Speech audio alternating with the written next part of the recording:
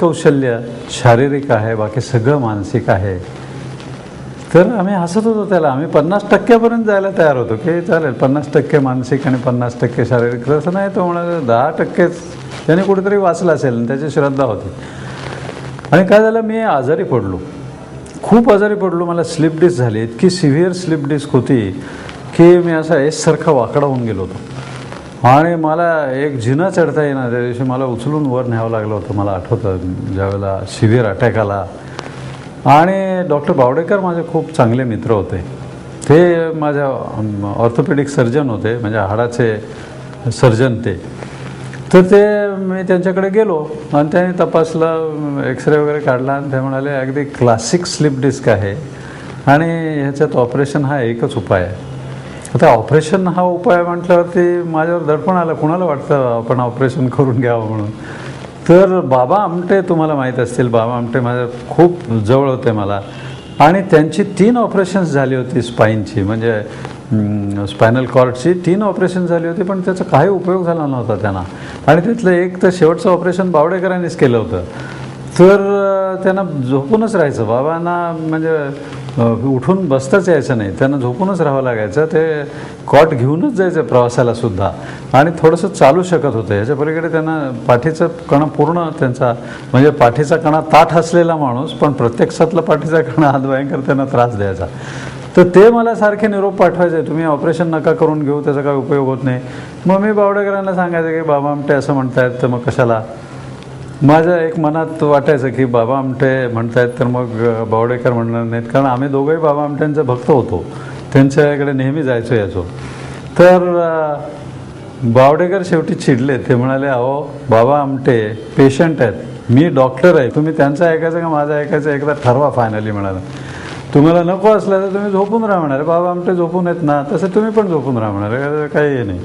तर मला ते पटलं नाही की असं कसं चालेल. मग मी म्हटलं शेवटी बरं करूया ऑपरेशन. 4 महिने मी ट्रॅक्शन लावलेला, पाय वर आणि डोकं खाली, पायाला 50 किलो वजन बांधलेलं, अशा स्थितीत पडून होतो. बावडेकर माझे मित्र होते, त्यांनी घरीच पाठवलं ते कॉट.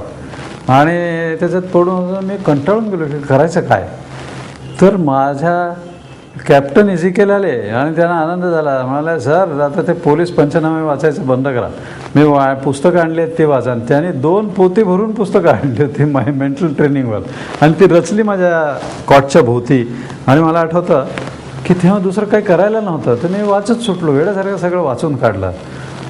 आणि त्याच्यात रशियन लोकांनी ही व्हिज्युअलायझेशनची तंत्र प्रत्यक्षात वापरायला अतिशय चांगली विकसित केलेली होती. आणि ती खेळांसाठी केली होती आणि ते जिंकत होते. ऑलिम्पिक्समध्ये सगळ्यात भारी प्रतिस्पर्धी अमेरिकेला रशिया ठरला. अजून आता रशियाचे इतके तुकडे झाले, 16 तुकडे झाले रशियाचे, तरीही रशिया ऑलिम्पिक्समध्ये पहिल्या 4त असतो. 1 गोल्ड मेडल आपल्याला मिळालं तर केवढा आपण आनंदोत्सव साजरा केला. तर ते नेहमी रशिया अमेरिकेच्या, जर्मनीच्या, सगळ्या कोरिया, ह्या सगळ्या प्रगत खेळामधल्या प्रगत देशांच्या स्पर्धेत उतरलेला असतो. ते त्याला त्यांच्याकडे मानसिक सराव ही संकल्पना अतिशय सुंदर विकसित झालेली आहे, म्हणून ते इतकं चांगलं करू शकतात.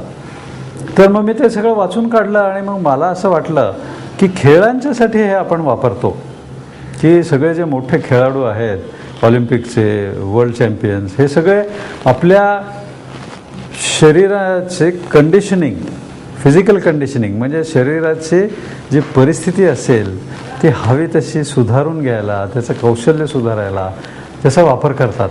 तर मला असं वाटलं की आजारातनं बरं होणं हे सुद्धा फिजिकल कंडिशनिंगच आहे. माझं शरीर हवे ते प्रतिसाद देत नाही आहे, त्याने द्यावे. मला उठून बसता येत नाही, ते उठून बसता यावं. मला फिरता येत नाही, ते फिरता यावं. तर त्याच्यासाठी मग चित्रण वापरून काय पाहायला काय हरकत आहे. तर मग मी तो प्रयोग करून पाहायचा ठरवला. आणि मग मी माझीच एक चित्रणाची पद्धत बसवली. डॉक्टर बावडेकर ज्या टेस्ट घ्यायचे ते सगळ्या माझ्या ध्यानात होत्या. ते असं पाय उचलायचा, त्याच्यानंतर वळायचं एका बाजूला, ह्या बाजूला वळायचं, पुढे वाकायचं, मागे, अशा सगळ्या त्या साध्या टेस्ट होत्या. पण मी झोपलेला असताना माझा पाय 2 इंच उचलला की मी ओरडायला लागायचा. माझा पेन थ्रेशोल्ड फॉर कमी आहे. म्हणजे मला दुःख वेदना सहन करायची फार शक्ती कमी आहे माझी. तर मी ओरडायला लागायचा, डॉक्टर नको, थांबा थांबा. तर ते म्हणायचे तुम्हाला ऑपरेशन केल्याशिवाय काही मार्गच नाही हो. ते सगळे चिरडली गेली आहे ती डिस्क, आणि ते ऑपरेशन करून ते काढून टाकल्याशिवाय तुम्हाला काही बरं होण्याचा संधीच नाही. पण तुम्हाला आणखी जर 4 महिने जरा पडायचं असलं तर पडा. शेवटी मी कंटाळून म्हटलं आपण करून घेऊया ऑपरेशन. पण त्यावेळेला